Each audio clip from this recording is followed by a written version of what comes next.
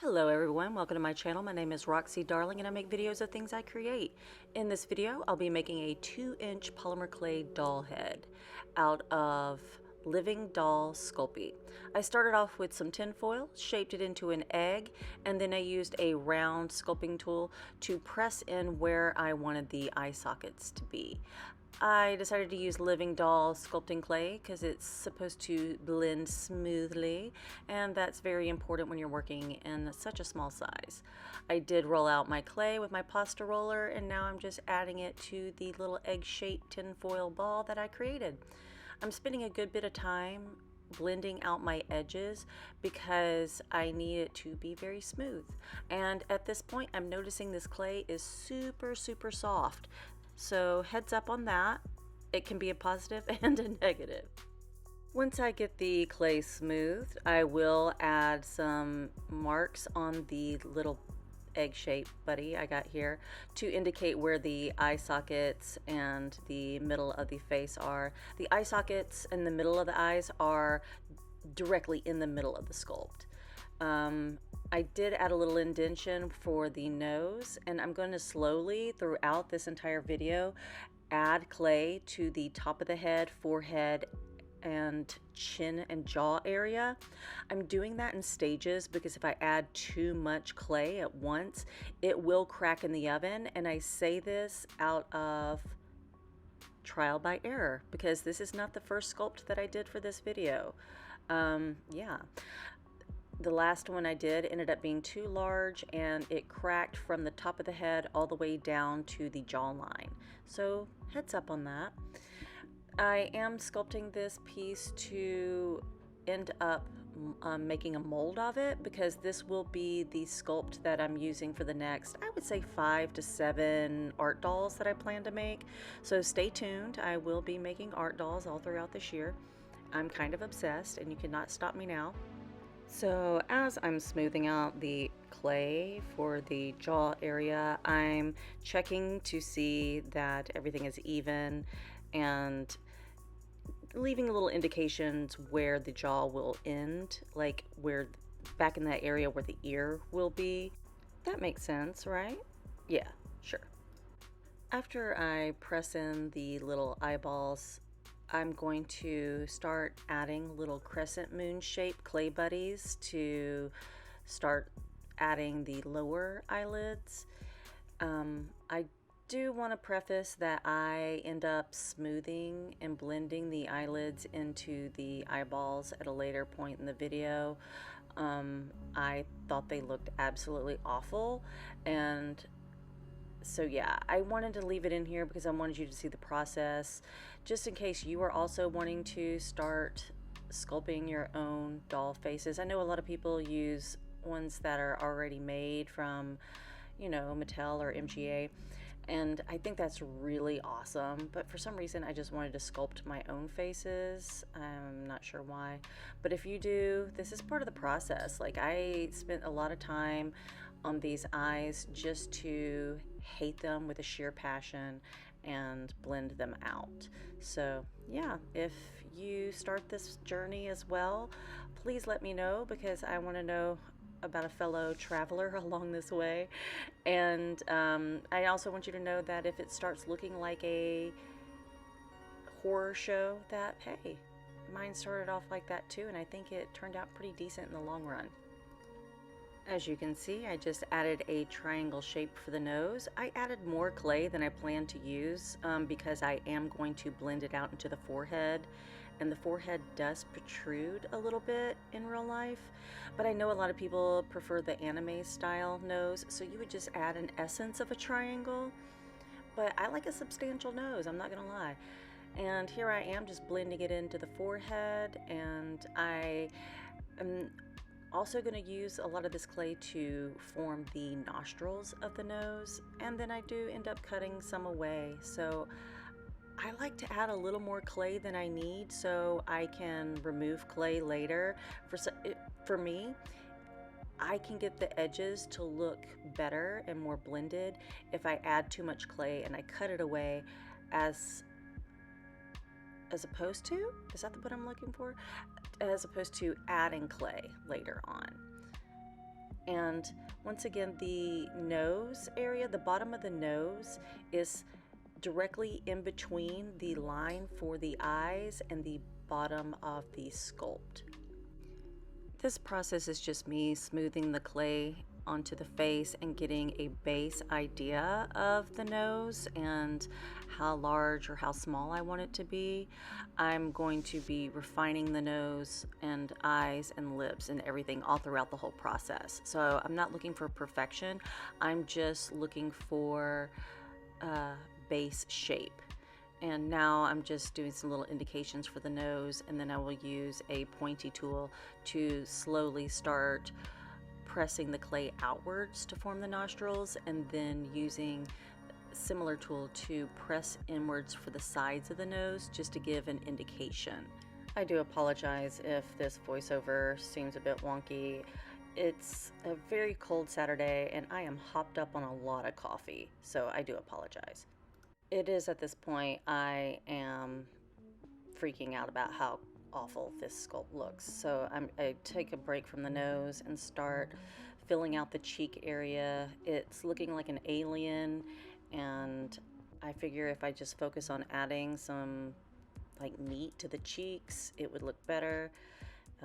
Yeah, and I'm continuously trying to make sure everything is even and everything is smoothed out, and continuously refining the jawline area and trying to make this not look so awful.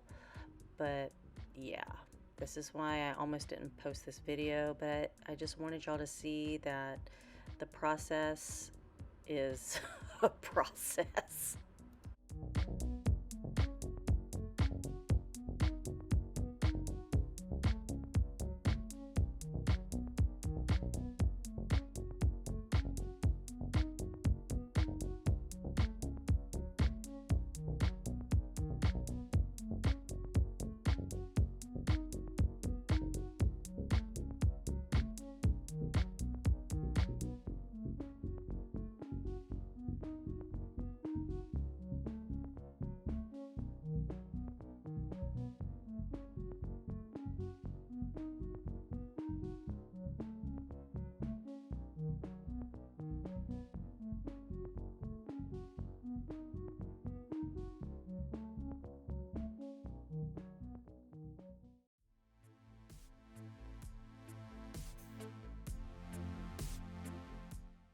So I give up on adding stuff to the cheeks and chin because I really needed it to look somewhat human. So I started focusing on the lip area.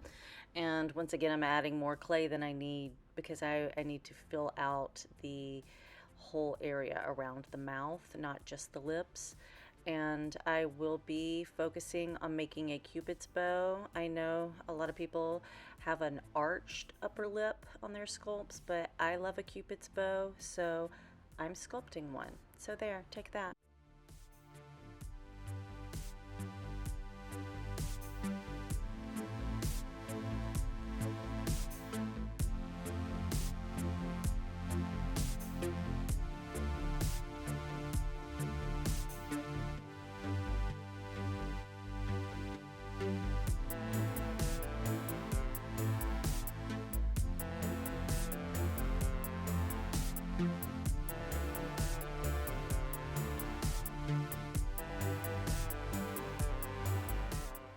I take a break from the upper lip and decide to start focusing on the bottom lip, and once again I'm adding a lot more clay than I want to form the lip because I'm forming the entire bottom of the mouth, and I am contemplating throwing this piece out the window and starting over for a third time. Yeah, but I don't. As you saw in the thumbnail, I persevered. But yeah, I'm hating this piece with every ounce of my body. Yeah. So I don't even know what to say here, but I just keep fiddling with everything and trying to focus on building all around the mouth, starting an indentation for the chin, and not cry. I realize that my video sounds sad and forlorn right now, but I just really wanted to focus on letting y'all know how this process went, because this process was a journey. I feel like a lot of people, when they start a new technique or a new skill set, it's not a pretty process. And a lot of YouTube videos are like, oh, and this is how you do it. And it was so easy and perfect, when it's not. A lot of times it can be messy. I mean, look at this piece. It's messy AF, and I just accidentally made it look like the Joker. I do end up putting it down and coming back to it. And I didn't bring my camera because I was so upset, but I did end up adding some clay to the lips and just really focusing on refining those, adding clay to the chin area, and blending out those horrific eyes. So right now I'm at a place where I like it. I finally like it. I'm blending everything out, smoothing everything out, because I'm going to put it in the oven and just save everything. And that way, when I come back to it, I can just focus on building up the forehead and the top of the head, removing cat hair, and just refining everything. So I'm sad that I didn't get all that on camera, but I was really upset and having an existential crisis. So that's why I didn't get that on video. And yeah, so just keep going or start over, especially if it's important to you, because I really want to make art dolls, and I really wanted to learn to sculpt my own heads and hands and feet. And I wanted to bring y'all on the journey with me, just in case somebody else feels overwhelmed and like watching videos and it seems like everybody just does it and it's an easy, amazing, joyful process. This was a roller coaster, and it ended up on a high note, and I just wanted to share that with y'all.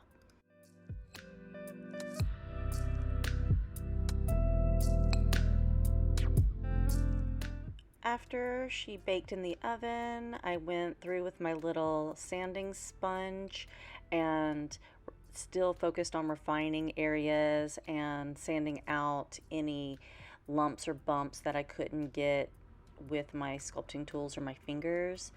And this is the first time I'm using this sanding sponge, and I'm obsessed. I love it, and I highly recommend anybody sculpting things to use these little sponges, because they're much softer than just regular sanding paper, and they don't leave like any scratches from like the edges, if that makes sense.